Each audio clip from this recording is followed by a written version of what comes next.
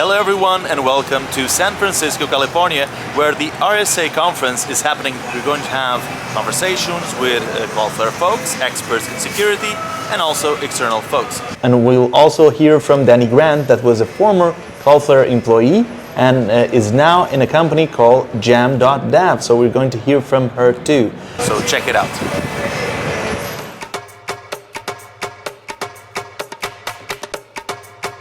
So my name is Elizabeth Bushy. I'm a master's student at Carnegie Mellon University. I'm graduating on Saturday with a degree in information security, and I focus on threat analysis and intelligence. So my name is Dr. Lisa McKee. I'm located in Nebraska, and I am an assistant cyber professor at Bellevue University, and I also am a founding partner at American Security and Privacy. We do security and product services. I've actually been at RSA many times. In fact, I am now part of the loyalty program. So this is a great event and one of my favorite conferences to attend every year. It is my first time at RSA. It's been amazing. I've learned so much from the different talks and meeting different people. The networking has been incredible. And it's incredible to see all these different companies and people and the community that's come here. So my name is Jace English. I work for Columbia University. We're based out of New York City, and I work in their security operations center. Just recently, DDoS is something that we had to adapt to. Before that, it was phishing, rolling out our phishing simulation program, and trying to get the results and make sure that people that are clicking on the simulated phishing, they get remedial training and make sure that they know that, just be on the lookout, because the internet's a bad place. It's a bad and scary place. I've seen a really good focus on threat analysis and intelligence, and not just like different technologies in isolation, but sort of the confluence of these technologies and how we look at them together and their interactions, and how we need to look at that going forward in terms of policy and implementation. Tyler Wurtenbrook. I'm the technical manager for the IT team at St. John's Health in Jackson Hole, Wyoming. We're healthcare, so security is paramount. It's the thing we take first with regards to any of the solutions that we're looking at. We have highly monetizable data, so we've got to try and figure out whether it's point solutions or holistic solutions, how to protect it so that we can do patient care.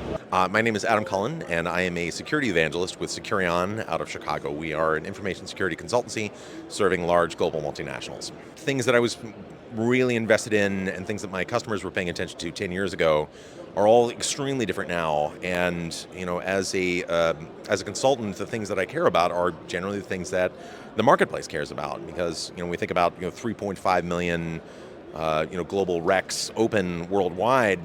Finding the talent, the correct hands and the right blend of skills to be able to get stuff done is critical. But what things are we doing? And that's the trends then evolve as the state of the market continues. So it's primarily figuring out how to master the cloud, how to handle identities, vulnerability management, and certainly how generative AI is impacting modern global networks. What I really enjoyed was the opening keynote where they talked about some of the trends for this year, and the one that caught my interest was risk, because one of the things that I do is GRC and risk management, so that was exciting to hear. So some of the things that are concerning is my friends and I always talk about Groundhog's Day, and that we talk about the same problems year after year after year, and that companies still haven't solved for some of the basic things. So that's one thing that's still concerning, and it leads to a lot of the data breaches and compromises that we see. And I'm most passionate about data privacy, because I think privacy laws and regulations are really going to help us move security forward, because privacy laws, they have a lot of significant fines and penalties that come with them that I am hopeful will deter companies to do the right thing. The main challenge with working in an EDU space is the fact that knowledge is considered a shareable resource, something that everyone should have access to. There should be no limiters, there should be no barriers. Working in security, my job title and role goes directly against the nature of enterprise or higher education. So we are a Cloudflare customer. We've been with Cloudflare for probably about 5 years now. We had to do an emergency onboarding of our main website because we had just been taken down by some DDoS attacks. So Overall, the experience with Cloudflare has been good. There's some tweaks that we need to iron out, considering the options that we just turned on from this DDoS event, but overall, things are good. Initially, we purchased it for security, but our developers are looking forward to using it for other products, other functionality of the product.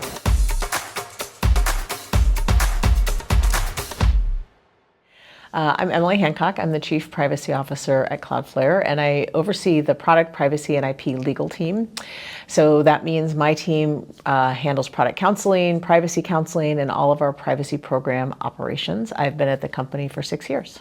So security is critical for privacy, and that's actually, for Cloudflare, one of the things that we talk about a lot is that all the security technologies that you have in place to protect data, that's all kind of like privacy enhancing technologies in a way, because if you don't secure your personal data, then you're at risk. And in fact, like GDPR and the Federal Trade Commission here in the United States, the enforcement actions they've brought, they all say you have to have reasonable security as part of your overall data protection plan.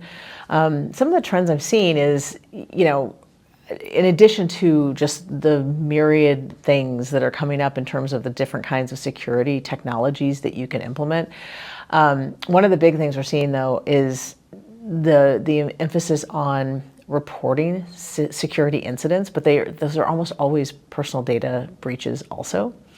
So that's one of the big trends we're watching right now is new regulation in the United States, in Europe, and elsewhere to report on cybersecurity incidents. There's just more pressure both from customers and regulators to make sure that you're talking about whenever you have that kind of an incident. And that's one of the things that we think about at Cloudflare. Not only, if something happens here, how would we report it? But also we think about it for our customers because we know our customers have those reporting obligations. So we focus a lot on that as well.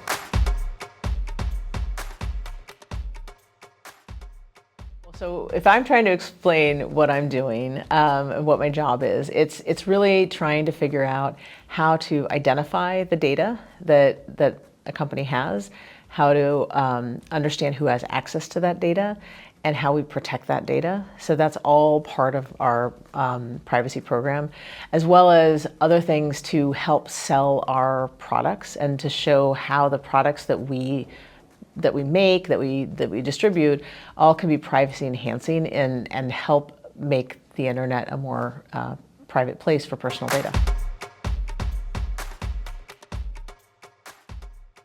I think our tagline at Cloudflare is always to say that a better internet is a more private internet. And so I think for me, that means a couple things. One is we have a lot of products like 1.1, for example, that can help disassociate an end user from the IP address that then a website sees when somebody is traveling around the internet.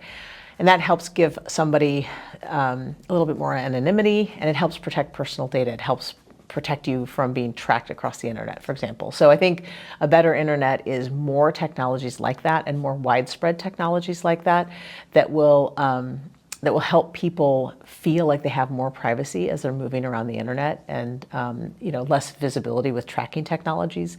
That's really the biggest thing for me. And then I think the other thing for me that I spend a lot of time talking about or thinking about is cross-border data transfers. And a better internet to me is that data is able to flow and that we stop equating location with privacy. And that instead we allow data to flow across borders and figure out ways to keep it secure through technology and not just through the application of laws.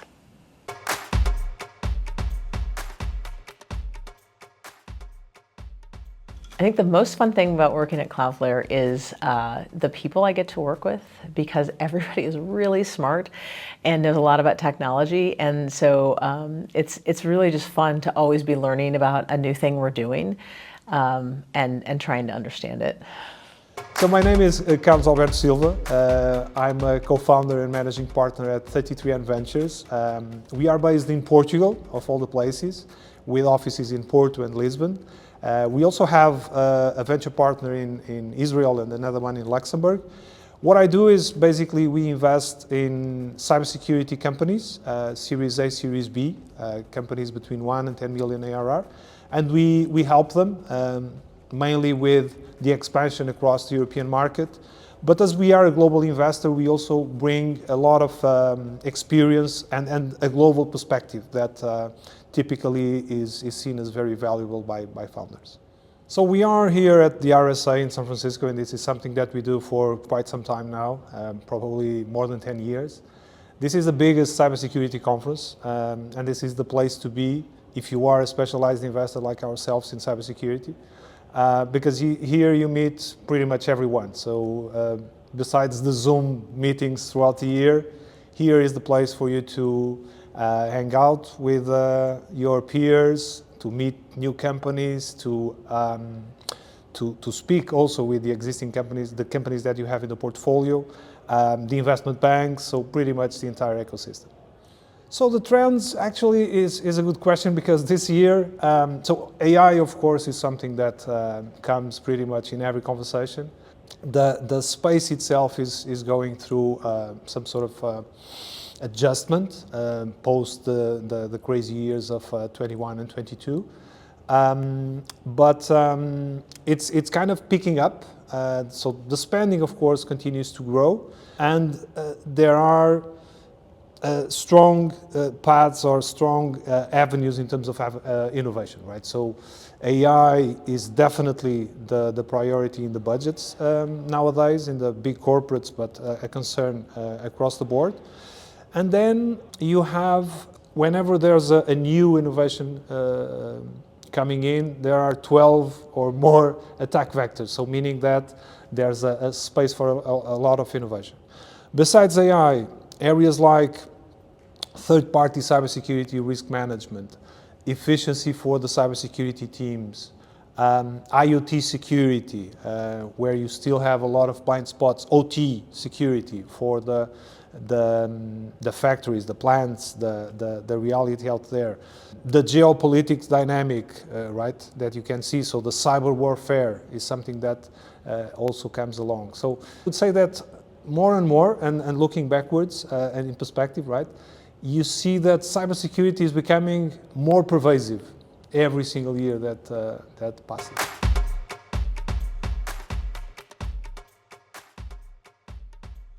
What we typically do, and it's on an ongoing and continuous basis, we try to identify interesting spaces well in advance of the companies coming to our sweet spot, because we invest in companies between 1 and 10 million ARR, which means that we need to start looking at companies well before that, right? Well before they're reaching that mark.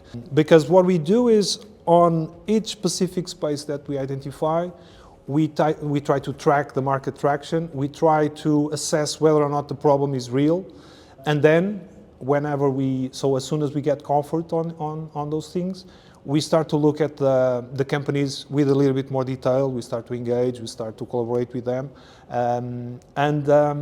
So if you ask me now, that in terms of some of the most emerging spaces we are looking at, so we are looking at things like confidential computing. We are looking, of course, at AI, but not necessarily because it's still very emerging, right? On AI, there are a lot of, so the picks and shovels, right? So we are looking at how to structure the data, how to take the benefit of the data, because we know that data will be key for whatever AI deployment you do. IoT, I mentioned it, right? So it's a space that we continue to look at, but there are a lot more, so of course.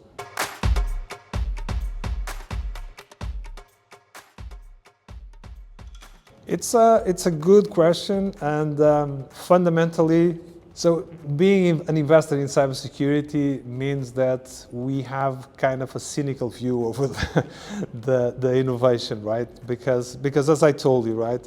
So for each new technology that you adopt, there are a number of attack vectors. And what's more, there's this is unique to cybersecurity, right? So these innovations are also adopted by the cyber criminals, right? So by the bad actors, which means that this is a twofold challenge for cybersecurity.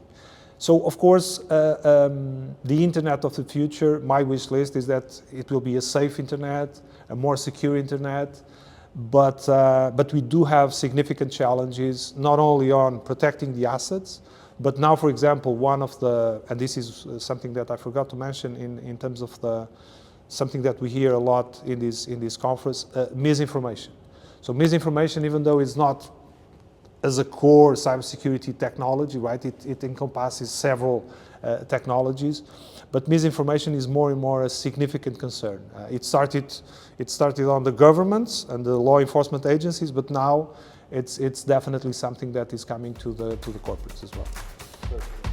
I'm Dani. I'm one of the founders of jam.dev, and I'm based here in San Francisco. We help 100,000 people around the world report bugs to engineers in a way that helps them debug faster. We've helped people solve more than 2 million bugs now, and now we're on to the next 2 million, 10 million, 200 million bugs. Every single one of our users is someone who's trying to shape some corner of the world through software, through the web.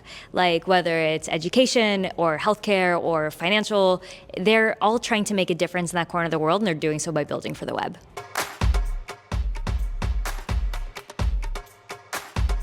Well, of course, by connecting everything, we also connect bad actors too, and so we spend a lot of time making sure that everything is buckled down, very secure, and so that's one of the challenges. But in terms of opportunity, I get to work with incredible people all over the world who I otherwise would not have met. And as the internet connects more of us, as it helps translate between even language barriers, I'm really excited that we're able to build a company where we can hire literally anyone, anywhere, anyone who wants to join us on the mission and is going to work really hard with us to do that. Like, we get to work with them to do that.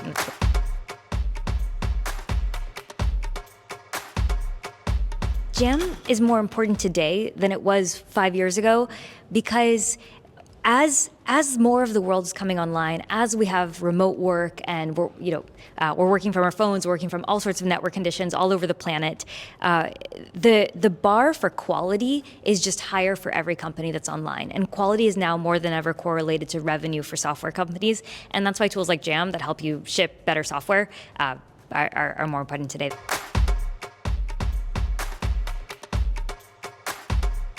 Look, most people who have reported a bug to an engineer have had the experience of, you put all the screenshots and the Jira ticket, and then the engineer opens the Jira ticket, and then they write, it works fine on my end, and then they close the ticket. It's so frustrating because there's a real issue for the customer, and the engineer wants to help, but they just don't have enough information to repro the issue. And so we're trying to put that to an end. Like, engineers' time is so valuable, you should be able to solve issues immediately and then get back to building what's next, because software is what's changing the world so rapidly. Like, the more time engineers get to build new features, like, the faster the world evolves.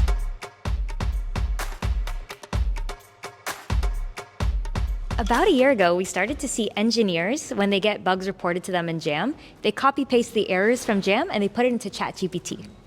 And we want to streamline everything about the bug fixing process. And so we brought ChatGPT into Jam. And instead of in the old world, you'd open 14 Chrome tabs in order to debug something, and you look through every Stack Overflow tab. Now you're prompted with, here's how AI would solve this and where you might look in your code base. AI helps us do more for our customers. It's super, super exciting. But more than that, the promise of AI for all of our customers is that they'll be able to deliver more features. They'll be able to do more with a small team. But that actually means that the surface area of their software is bigger, and so there's more stuff to fix and maintain and iterate on, and so the need for Jam becomes greater. Like, a slow communication cycle in the AI age it's a non-starter. It's too expensive. So you have to streamline that bug communication.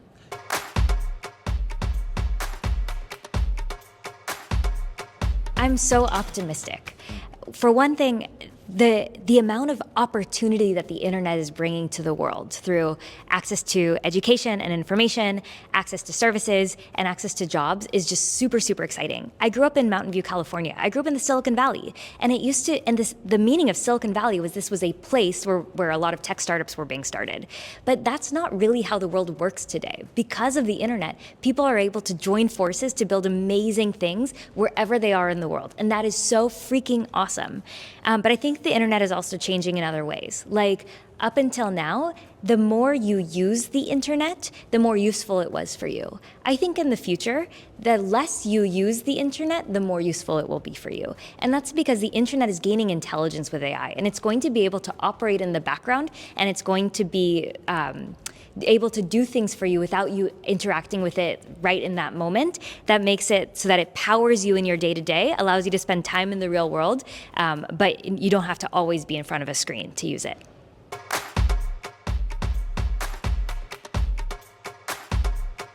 There are a lot of startups building AI agents, and it's so amazing where the world is headed. You could imagine something like, in the future, you're walking around, you have your AirPods in, for example, and instead of you having to ask Siri for something, ask an agent to get you something, you could imagine you're on your way to the next meeting, the AI agent knows where you are, says, you'll need to turn here, and while you're on your way, let me prep you with what you should know, what you should think about before the next meeting. In the past, the internet was a place you would go to. Like, think in the 90s, you would log online and then you'd come back to the real world. And now it's even more fuzzy, right? Like, do you go to the internet? Like, I spend all day in the internet, like my team's in Slack. But I think that trend will continue onwards, where the internet is not a place you go, but it's something that powers the real world as well.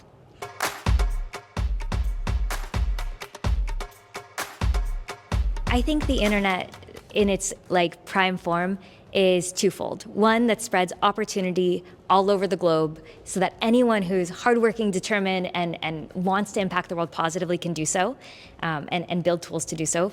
And two, that it empowers us to build real connection in the real world, and that rather than spending our time alone on a screen, it's a force that brings us all together.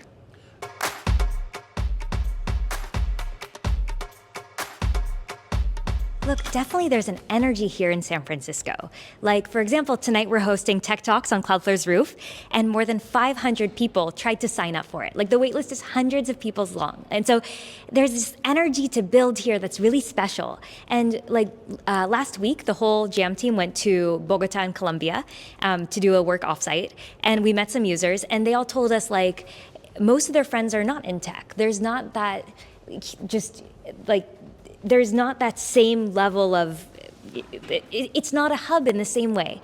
And so, yes, there's still meaning to the Silicon Valley. Yes, there's still meaning to people coming together all around the topic of software, but how we've built our team at Jam is it's people from all over the world. Whoever wants to contribute to the cause of helping software be produced faster, and is gonna work hard and be on the mission with us, we're in it.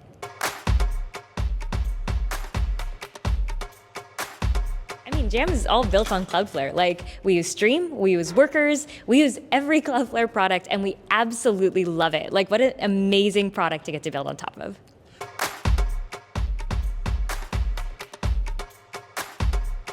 Yes, actually, the way we do product development at Jam is what we learned from Dane, who runs the emerging technologies team here at Cloudflare. So on Dane's team, they do something that most teams don't, which is they build 0 to 1 products. And they have a special formula for doing so. That's what we use at Jam now too.